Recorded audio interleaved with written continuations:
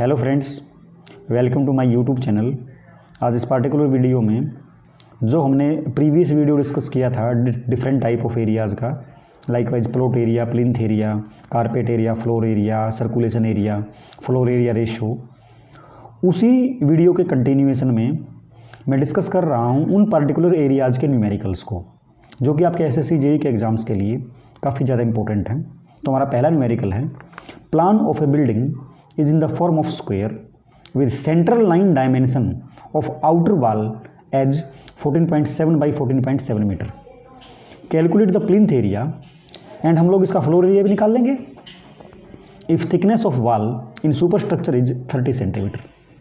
ये उसने हमें डायग्राम दे रखा है। सेंट्रल लाइन डायमेंशन उसने दिया हमें 14.7 बाई 14.7 मीटर। तो आउटर डायमेंशन देखूंगा मैं तो वॉल की थिकनेस का आधा इधर जुड़ जाएगा और आधा इधर जुड़ जाएगा। वॉल की थिकनेस का आधा इधर जुड़ जाएगा, आधा इधर जुड़ जाएगा।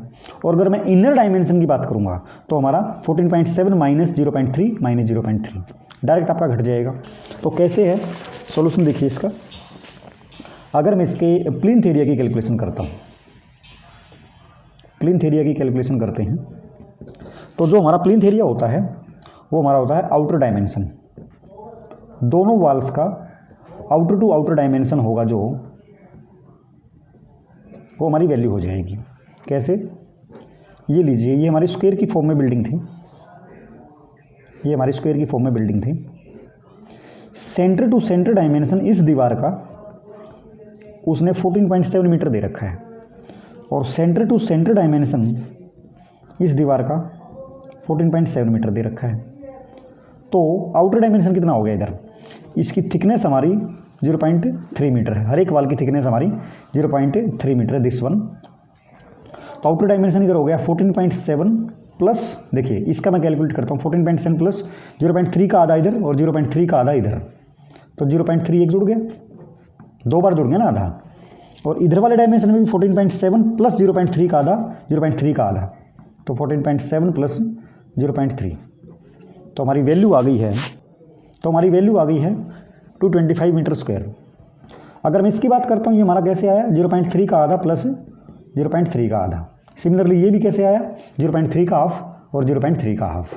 अब अगर मुझे बात करनी है फ्लोर एरिया की, आपको मैंने लास्ट वीडियो में बताया था फ्लोर एरिया जो हमारा होता है ये हमारा plinth area minus area of wall होता है।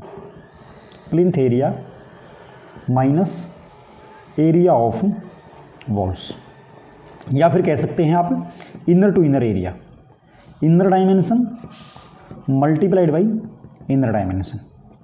आप कोई भी फार्मूला अप्लाई कर सकते हैं। ये और कर दिया मैंने, ये हमारा और है, कोई भी ले लीजिए, या तो प्लिंथ एरिया में से सीधा एरिया ऑफ वॉल घटा दीजिए, या हम इनर टू इनर डायमेंशन कर लीजिए।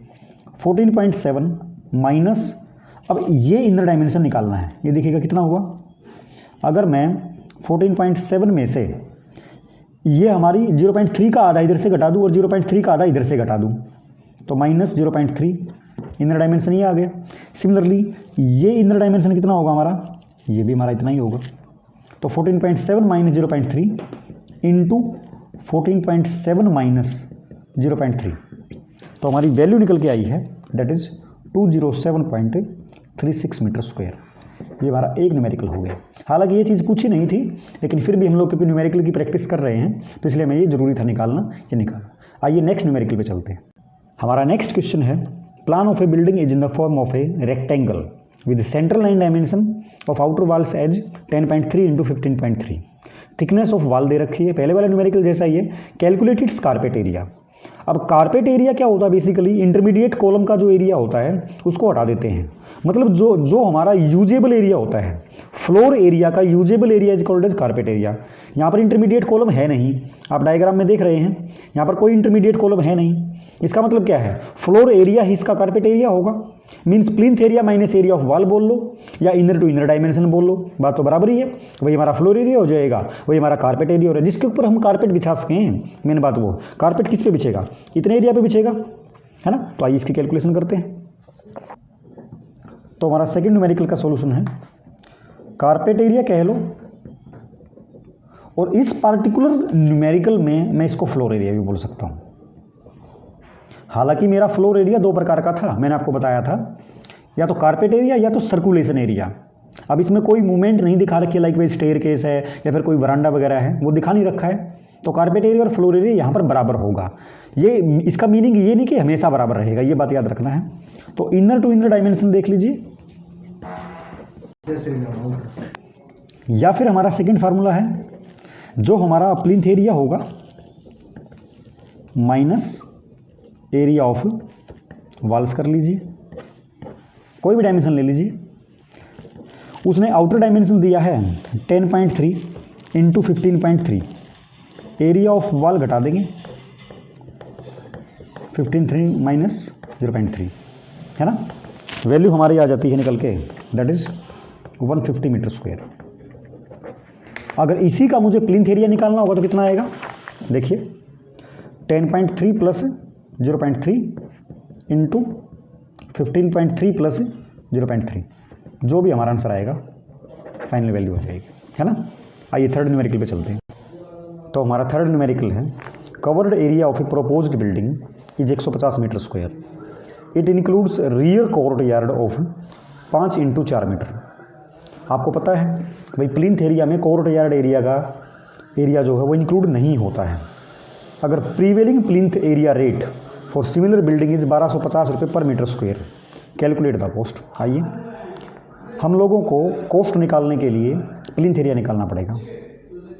Plinth area is equal to होता क्या हमारा, जो हमारा कवर्ड एरिया है, total covered area minus court yard area, क्योंकि कोर्ट यार्ड एरिया मेरा प्लिंथ एरिया में इंक्लूड नहीं होता है। तो 150 माइनस 5 इंटू 4, हमारी वैल्यू आ गई 130 मीटर स्क्वायर। इतना हमारा प्लिंथ एरिया है। और टोटल कॉस्ट हमारी कितनी आ जाएगी इन रुपीज़, रुपीज़ में मेरी टोटल कॉस्ट आ गई plinth area into plinth area rate. Plinth area rate कितना है 1250 रुपये पर स्क्वायर मीटर, ये मीटर स्क्वायर था और वो पर मीटर स्क्वायर है, तो हमारा रुपीज़ वैल्यू आ जाएगी। तो हमारा आंसर आता है दैट इज़ 1,62,500। मतलब उतने एरिया को कवर्ड करने के लिए, इतने एरिया बनाने के लिए हम लोगों को पैसे की रिक्वायरमेंट जो होगी दैट इज़ 1,62,500। आइए फोर्थ न्यूमेरिकल पे चलते हैं।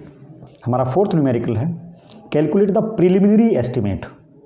मतलब हम लोगों को एक रफ एस्टिमेट निकालना है for a building having total carpet area of 500 metre square.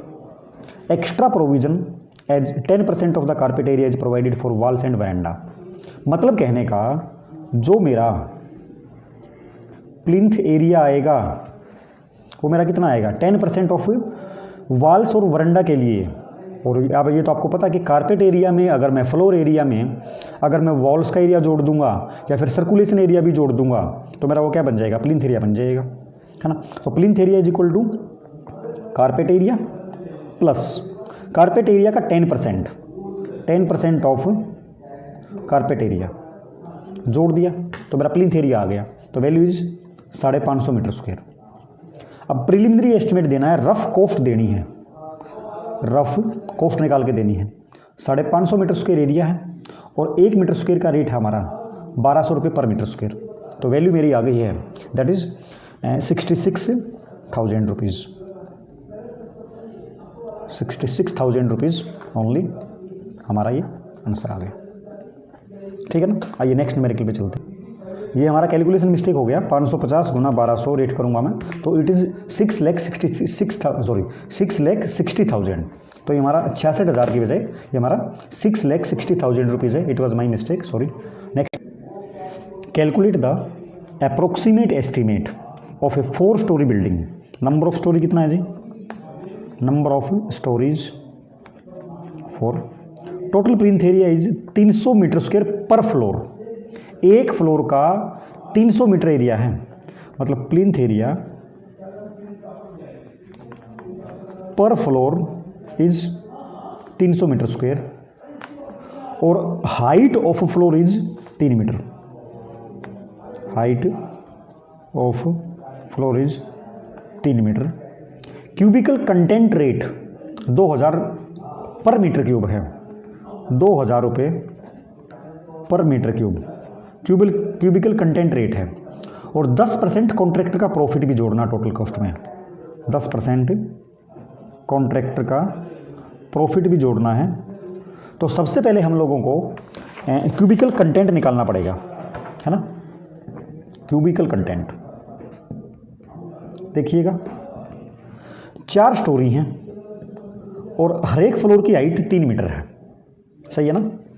तो 3 metre 4 storey, number of storeys into height of each floor, height of each floor बोलो, ईच स्टोरी बोलो, multiplied by plinth area of हर एक floor का 300 metre square, plinth area of each storey. तो cubical content आ गया हमारा 300 गुना 3 गुना 4, that is 3600 metre cube. 1 metre cube cubical content का जो रेट है वो हमारा है, तो मैं अगर इसमें एस्टीमेट ऑफ बिल्डिंग निकालता हूँ तो 1 क्यूबिक मीटर का कंटेंट का रेट हमारा है 2000 रुपये पर मीटर स्क्वायर, सॉरी पर मीटर क्यूब।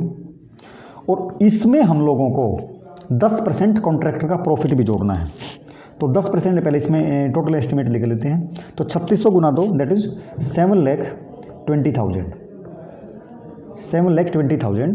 इसमें हम लोगों को कॉन्ट्रैक्टर का प्रॉफिट भी जोड़ना है, तो 10% हमें कॉन्ट्रैक्टर का प्रॉफिट जोड़ने के लिए हम लोगों को ऐड 10% कॉन्ट्रैक्टर प्रॉफिट। तो हमारा फाइनल जो एस्टीमेट रहेगा, अप्रोक्सीमेट एस्टीमेट ऑफ बिल्डिंग रहेगा, दैट इज 7.2 लाख इंटू 10%, 10% का मतलब 1.1, तो वैल्यू इज 7,92,000 रुपये। तो मेरे प्यारे दोस्तों, इस वीडियो में मैंने आपको डिफरेंट टाइप के एरियाज़ के न्यूमेरिकल्स करवाए हैं। इस प्रकार की वीडियोज़ के साथ जल्दी ही मिलता रहूँगा आपके साथ। Thank you so much, goodbye and keep learning.